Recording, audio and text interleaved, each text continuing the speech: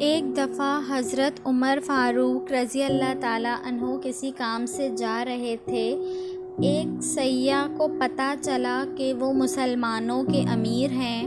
بھاگا بھاگا آپ رضی اللہ تعالیٰ عنہ کے پاس پہنچا اور پوچھا، آپ مسلمانوں کے امیر ہیں؟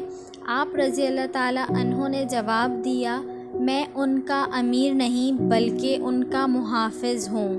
سیاح نے پوچھا، آپ اپنے ساتھ حفاظتی دستہ کیوں نہیں رکھتے؟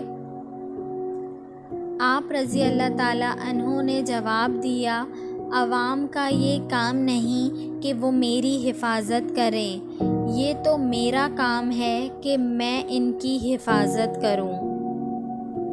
محمد صلی اللہ علیہ وآلہ وسلم کے صحابی کا وہ شانہ یاد آتا ہے، بدل کے بھیس گلیوں میں وہ جانا یاد آتا ہے۔